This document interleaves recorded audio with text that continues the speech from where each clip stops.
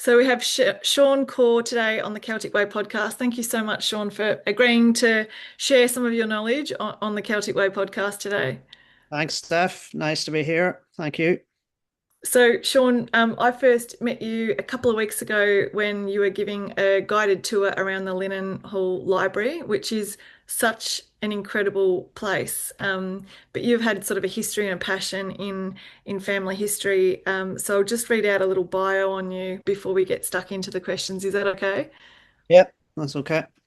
Okay, great. So, Seán is employed by the Linen Hall Library, Belfast, as a senior library assistant. Seán has over 15 years' experience of working in the library sector, originally from County Monaghan. His interest in genealogy began 20 years ago when he began researching his own family tree. And Seán just said he was going to America tomorrow to do a bit more digging around that, the American ties to royalty, was it? Or someone Uh, famous? Cleric, it's a bishop that I have in my family tree. So he was Bishop of Charleston in South Carolina during the Civil War period. So I've done a bit of research in the past, but this is my first visit to Charleston in person. So looking forward to that. So good. Seán was able to combine his research interests with his professional career by taking up a post as library assistant with Northern Ireland Public Libraries in 2010. Seán joined the staff of the Linen Hall Library, Belfast in 2021, and has also volunteered with the local history groups in Monaghan and Fermanagh. He has also contributed articles on local history and genealogy for a range of publications, including the Clogher Record and the Spark. Is that how you pronounce that word? Yeah, so Clogher is a small town in County Tyrone, but it's also a diocese which takes in County Monaghan, County Fermanagh, a little bit of Tyrone, a little bit of Donegal as well. So it covers quite a wide area. The Historical Society has been in operation since the 1950s and have been producing a journal since that time. So I've contributed to that and been involved with the society for a number of years. So, Amazing, amazing. And before we get into the Linen Hall and the amazing resources there, I'd love to just ask you about how did you first get interested in the family history things because it's quite a specialized area and it requires someone who is very good at research and has that stickability to keep looking for the details when you can't find any.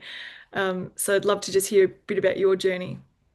yeah, I suppose I was born and raised in a rural area, so there was still that sort of oral tradition of local history and family history. I was lucky enough to have aunts and uncles who lived into their 80s, who I was able to ask questions of, and I suppose that sparked my interest to a certain extent. But um, where it really started for me was I went to Toronto on a working holiday visa around 2005, and I was working in a bookstore there. Um, and obviously, people would notice my accent while I was there, and they would chat with me about their own Irish connections and their family history and those kind of stories.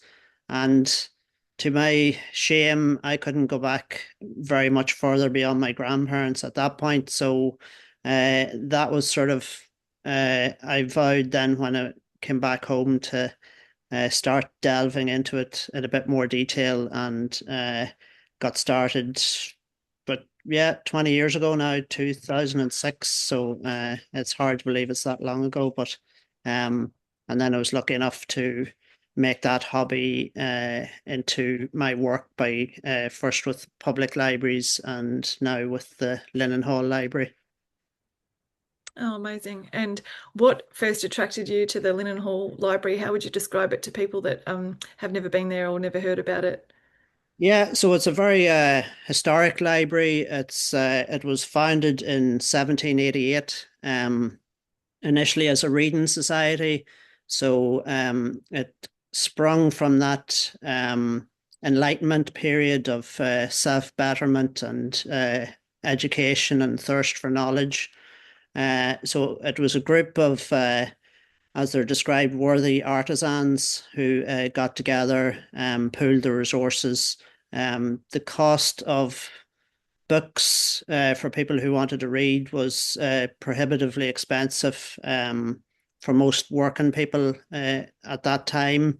So these people got together and with pooled the resources with the membership fee, were able to purchase the important books of the time and share them amongst each other. Uh, we're one of the last subscription libraries left in Ireland, so we're independent. We're not part of the public library network, and our focus is on Irish and reference material. So that's although we do have some general material as well. That's the focus of our collections now. We do rely heavily on donations from members and from the public of books.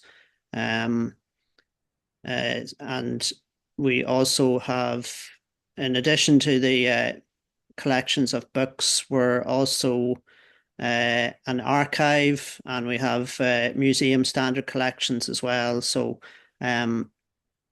the librarian in the 1960s, around 1968, Jim Vitti, he was out for a drink one evening in a local hostelry close to the Linhall Library, and somebody handed him a flyer for a political protest.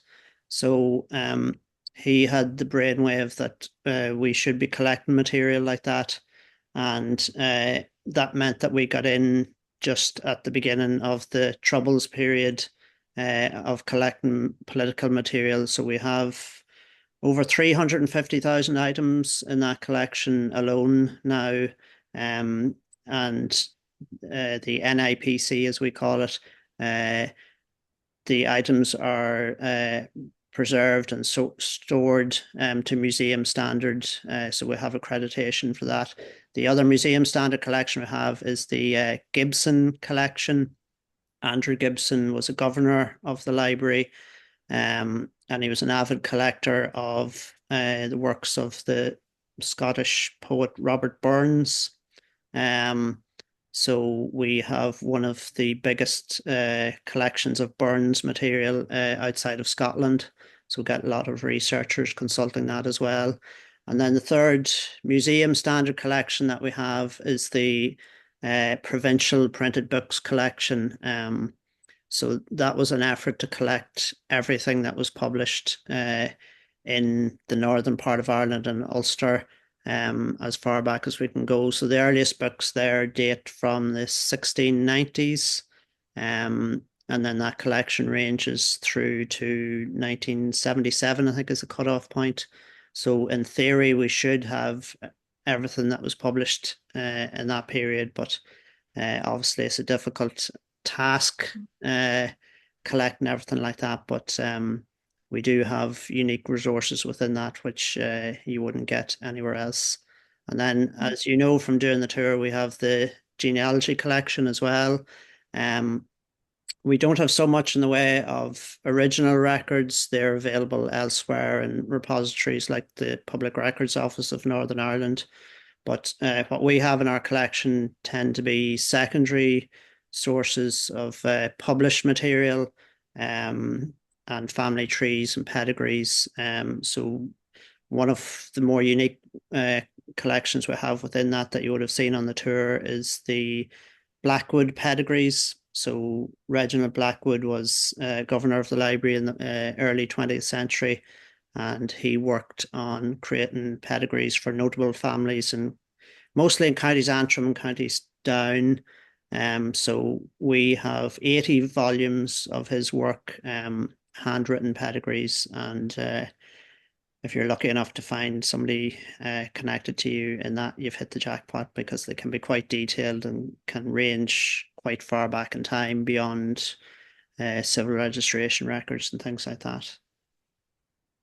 Incredible. And to someone from Australia or some of the countries that don't date back, it's so incredible to see just how some of the books look. It's, they look like the long hall at Trinity College with all those books, and there's similar looking ones at the Linen Hall Library, and they're just so precious, to even look at them and you just go, wow, this is so old. And when we went into that the room, I forget the name of the room that you took us into at the Yes, the end, governor's room.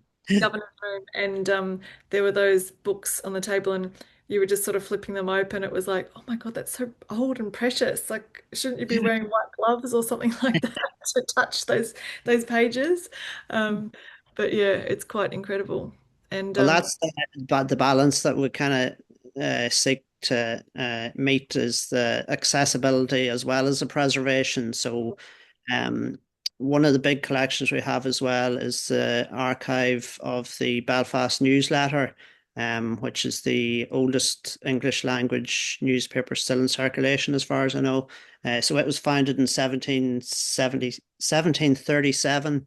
Now, the earliest copies don't haven't survived, but the earliest copies surviving are from 1738, which we have, and then we have one of the most complete archives from 1738 up to the present day because we still get it as part of our daily set of newspapers that we get, and then we have a second copy that we keep aside for binding. So we have bound copies, which you will have seen on the tour as well. There was a project to have those microfilms. So where we have them on microfilm, we direct people towards that in the first instance for preservation reasons. But if there is no microfilm copy, you'll be getting the hardback copy, the bound volume. So yeah, it's very historic. A good example of that is we have the archive of the Northern Star newspaper, and it was had a fairly short run from about 1793 to 1797,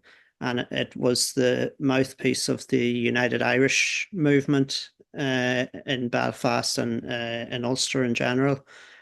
So we have the hard copies, the original copies of that, and it was um, it was actually destroyed. The printing presses were destroyed by the Monaghan militia, my own home county. Um, so that happened in 1797, and the Linen Hall was in existence at that time. And our copy has a handwritten note at the top of the last edition stating that the printing presses were destroyed by the Monaghan militia.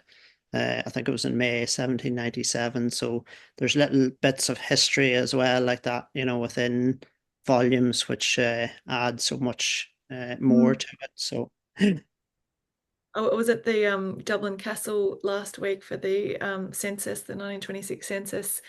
Um, they had an event at the castle as part of the launch of it, and yeah, it was really interesting because they were saying exactly that. Like sometimes they had little notes on the census papers that people would sort of write down, and they said sometimes that's the most treasured information because it adds to just the numbers on the form and the names. So amazing. So the Linen Hall Library, I'm really grateful that you've given your time to share some of this today because it sort of seems like, I'm sure many people know about it, but it also still seems like a bit of a hidden treasure. Like as you're walking along the street in Belfast, there's just an open glass sliding door, but then you walk up and it's just opens up into this incredible, beautiful library. So, is it well known, probably within north of Ireland, but is it still a bit of a hidden treasure?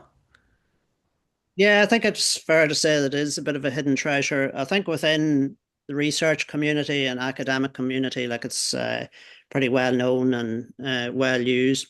But we do get quite a few local people who'll come to the desk and will tell you that they've lived in Belfast all their life and they've never been in before. Um, and they're amazed, by what's there that on their doorstep that they didn't realize. I think that probably stems from it being a membership library for so long. I think probably 50 or 60 years ago in the past, it would have been a lot more strict, where it would have been like a private members club where you would have to have been a member or have been invited as a guest of a member to come in. Um, but in the past 20 to 30 years, it's become much more accessible. We're open to everybody, everybody's welcome. Um, Even the historic origins of the library, it was always all creeds and beliefs were involved with it, and that's reflected in our collections as well. Um, I think the catchphrase was that we have something here to offend everybody. So if you look hard enough.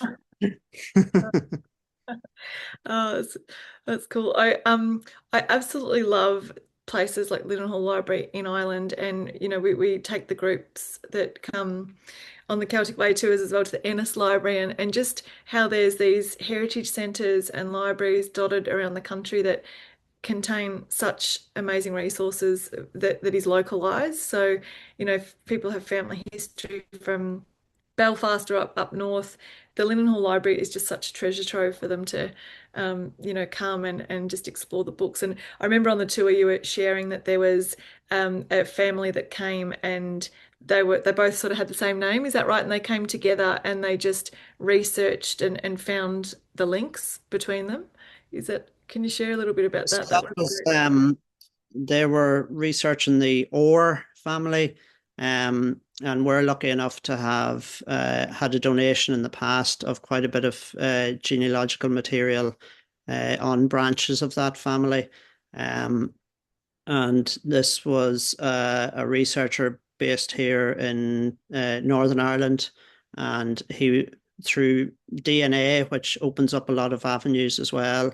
He found a DNA match in Canada, and they were in touch with each other for a number of years and sharing information and material. And they knew that we had this ore material in the library here, so they arranged to have their first in-person meeting here and to consult that material. So it was a real treasure trove for them to go through what we had.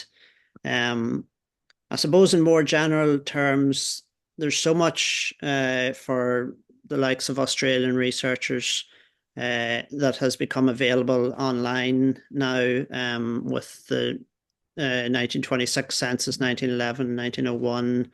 Um, there's quite a bit of groundwork that you can do before you visit here, and that's what I would advise people. We do have a sheet of useful website resources if you're just beginning your research. Um, and I would always advise people to glean as much as they can from that. The civil registration records are a great resource as well on the Irish genealogy website. Um, so I'd advise people to gather as much as they can. Um, and then that's probably where our collections come in, is fleshing out the details of what you're finding. You might only have like dates, for when a person was born and died, but hopefully the books and resources that we have will be able to tell you more of the story and the background. Um, it's not just what we have in the genealogy collection within the Irish and Reference collection. Uh, it's divided into provinces. So we have Connacht, Leinster, Munster, and Ulster. And then within that, particularly for Ulster, because of where we're located geographically, we're stronger, obviously, on Belfast and Ulster. But you will get within the general Irish and Reference collections, local histories, um, about places. You've got the Ordnance Survey memoirs. It'll tell you about parishes and towns, and you can kind of trace their development and maybe find mention of your ancestors within that. So, yeah, it does help to sort of tell the story and broaden the story of your family and their history. Amazing. And just going back to your own family history research, what's been the most interesting thing for you about researching your own family history? Yeah, I suppose maybe from the Australian perspective, my uncle, he emigrated. He was one of the £10 palms, as were described. So he left England in the late 50s, and he spent the rest of his life in Melbourne. And he passed away in 2013. And when his some of his belongings and that were sent back to us in Ireland, and correspondence and things like that. And there was a brilliant letter to him from my grandfather, and it was shortly after he had arrived in Australia. And he makes a reference in this letter uh, about a branch of the family who had been in Australia in the early 1900s, but they had Mm. never heard from them anymore Wow. from them. So I started looking into this, and what it was a first cousin of my grandfather's. Uh, that branch of the family had emigrated to Glasgow, and he had joined the Royal Navy while he was there, and he was on a boat called the Wallaroo. And then I find reference to him in the hue and cry, because he jumps ship off the coast of New South Wales and goes missing for a few weeks. Um, but from what I can find in the records, he did return, and he finished out his time in the Navy, um, and returned to Glasgow. But so far, I've been unable to find out what happened to him after that, which is quite sad that he's kind of disappeared Mm. without trace. But to find a reference to him then in the 1950s letter that had been written by my grandfather to my uncle, I thought was an amazing story, so that he wasn't completely forgotten about. Yeah. Oh, what a find. It's very exciting to find things like that, isn't it? That allude to different things and set you off on a whole. Yeah, amazing. Um, I'm from Melbourne, Australia, so that's a cool connection. Yeah. Yeah. And the map collection at Hall Library, there's a great little map collection too, isn't there? Yeah, so we have a set of bound volumes for the Ulster counties of the 1835 Ordnance Survey maps. So they are county by county, and they go to the level of the townland, which is a very important uh, land denomination for being specific about where your ancestors come from. So um, it was that Ordnance Survey was the first time that the town land names were standardized with English spellings, and the boundaries were set. So you can see all those on those maps. Um, we have a range of we have some other Ordnance Survey maps, and then we have individual maps for Belfast and Ulster. One of my favorites is a 1791 map of Belfast. So it kind of predates the Industrial Revolution that the city went through. So it really was a small town rather than a city at that stage. And you can kind of see where the Linen Hall, which is where we take our name from. Our official name is the Belfast Library and Society for Promoting Knowledge. But for most of the 1800s, we were based in the old White Linen Hall. So everybody just began referring to us as the Linen Hall Library. So that name is kind of stuck. Um, but you can see that location, which is now completely built up, surrounded by streets. But at that time, to the east, west, and south of that building was just open rolling fields. So I suppose that's the some of the great things about our map collection, is that you can kind of trace the development of places, and it kind of explains as well why people moved here as part of the linen industry and that sort of industrial development from more rural areas in Ulster.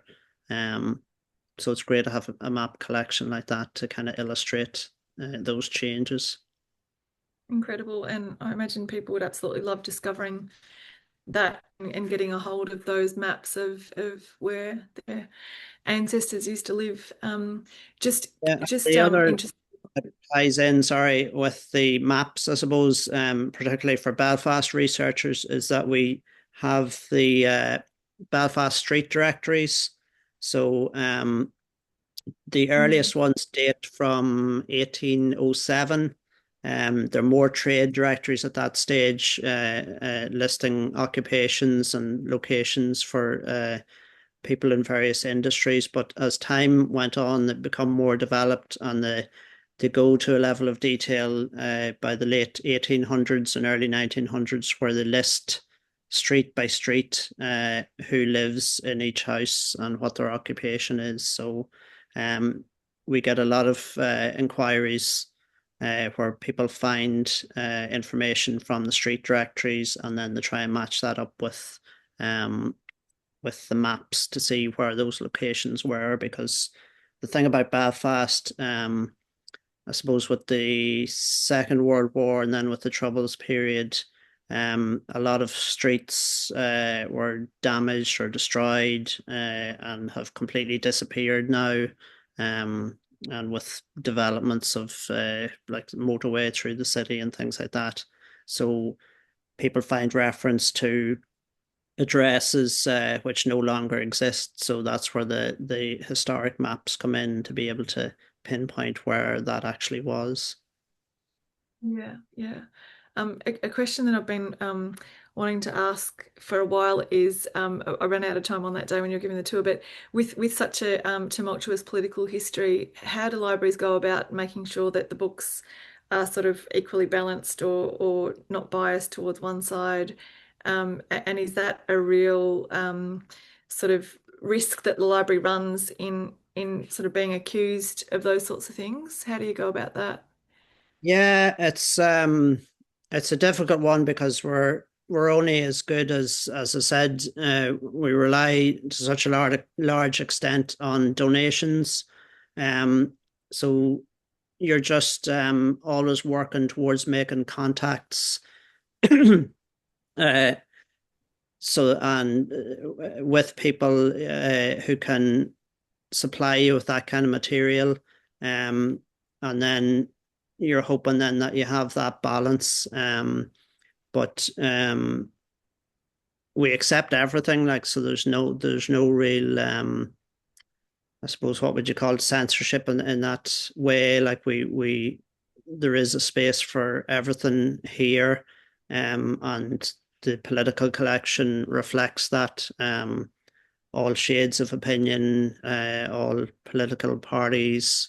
Um, you do get researchers here, and maybe inquiries about, an obscure uh, councillor or politician who stood for election, um, or for a fringe party. And more likely than not, we will have some information about them within our political collection. It's rare enough that we wouldn't have something. So we do try and have it as balanced as we can. Mm. Yeah. And something else that struck me on the tour was you said that you try and get a copy or, three copies of each book if you have it out on the shelves, that you've got another one preserved out the back. But obviously that's not always possible um, either. So how do you go about that? I suppose space is always a great challenge. This building that we're in dates from the 1860s. So it's kind of divided between closed access and open access material. So the more valuable and fragile material tends to be held in closed access, and then if we have more than one copy of something, uh, the other copies would usually be out on open access. Um, most vast majority of the material that we have is borrowable to members, and can be consulted by visitors as well. So um, again, I suppose talking about balance, there's balance in that need for preservation. along with having material accessible as well. Um, we've had some digitization projects over the years which have helped with that. So we have a website, Divided Society, and a good lot of our political material was digitized as part of that, covering the period 1990 to 1998, the run up to the peace process. So it can be accessed in that way. We had the Extraordinary Women project a number of years ago as well, where material was digitized and made available. Um, so yeah, that's the way we operate. Amazing. Just a question around, you said it's good for people to have a look at that sheet that you handed out, which was great sheet of resources. Do as much research as possible before they come to you guys or ask questions or come and do a bit more research at the library. What are the bare minimum, and ideal bits of information that people should have before they reach out? Yeah, well, I suppose it's dates are important. So if you just have a name, there's a lot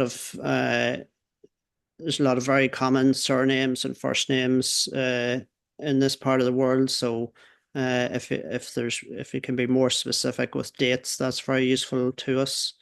Um, Religious denomination can be important to understand what church records might be available.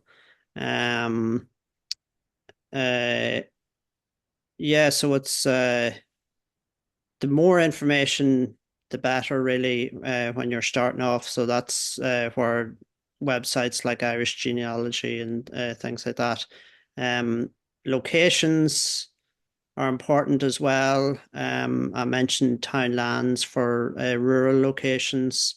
The townland can vary in size, can be quite large, or depending on the quality of land. Usually, the poorer quality land, the larger the townland. And then you have smaller townlands, but if you're lucky, there may only be 4 or 5 families located in a townland. So if you have that information, it can be a great help as well. Um, and then for the urban research, again, the street directories are useful for that. Um, but beware that people can move about quite a bit as well. So the good thing about the street directories is that they are organized alphabetical by surname and street name. So you can kind of cross-reference that to try and pick up relatives that way. Amazing.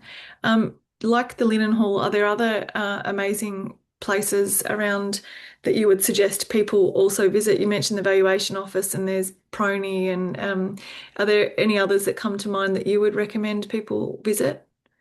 Yeah, for researchers in the northern part of Ireland, the Public Records Office of Northern Ireland is one of the most useful archives and resources here. So they have a very good e-catalogue on their website, and similar to visiting here, where our catalogue's available on our website, lindenhall.com. If you are visiting Prony, have a look on their e-catalogue in the first instance and do a keyword search for names and places, because they just have such a vast range of resources there. It's good to have some focus then when you visit and have an idea of what you're going to be looking for there. Um, there are local historical societies as well, so they might have more the local knowledge if you know perhaps like a diocese or a parish that you're interested in, and get in touch with them. Um, from my public library experience, there's a network of 9 heritage libraries within the public library system in Northern Ireland. So they're spread across the province quite widely geographically. So they're worth a visit as well, or get in touch in advance as well if you're looking for those. They have newspaper archives as well, which we have as well here in the Linen Hall. We tend to have be more focused on the Belfast papers, so the Irish News, Belfast Telegraph, the newsletter, as I mentioned. But some of the heritage locations and public libraries would have a wider geographical spread of archive newspapers, and they can be very useful for births, deaths, marriages, obituaries, and things like that. So, yeah, they'd be some of the main resources to check out. Amazing. Thanks for that. That's really helpful. And yeah, your job and your profession is so valuable and meaningful. And yeah, you make such a difference to people, I imagine, that are really wanting to connect with their roots and their identity. And I suppose my last question is around what is the legacy that you want to leave with what you do, and what lights you up the most about your job? Yeah, it's I suppose just helping people find their own stories and to be able to trace their own stories. It's very satisfying when you do get visitors who it might be their first and maybe their only trip to Belfast or to Northern Ireland, and to be able to uh, give them some concrete information, that they've been missing in their research. I think that's very rewarding. Um, I suppose the legacy is to sort of preserve that material and continue making it accessible. There's a great little journal that I found in the collections here. It's an 1842 journal of a voyage from Belfast to New York. So the author had documented each day of I think it was a 40-day journey, and it's a very fragile document that we have, and uh, I would like at some stage to have that published, with the additional information that we've been able to find on it, to sort of put it in context and preserve it and then make it more accessible as well. So watch this space. Hopefully that'll happen at some stage in the future. So good, so good. Well, thanks, Seán. I don't know if is there anything else that you'd like to share that we haven't covered? No, I think that about covers it. Yeah, yeah, no, thank you so much for your time. It's really, really interesting and special to be able to share this knowledge with the listeners to the podcast as well. And if you don't mind, when I go back to Australia, I'd love to play it on a local radio show that I do as well, that is called Heartlands Radio, and it's all about the Celtic connection. So that'd be Yeah, amazing. no problem. All right, thanks for having me. Thanks a lot.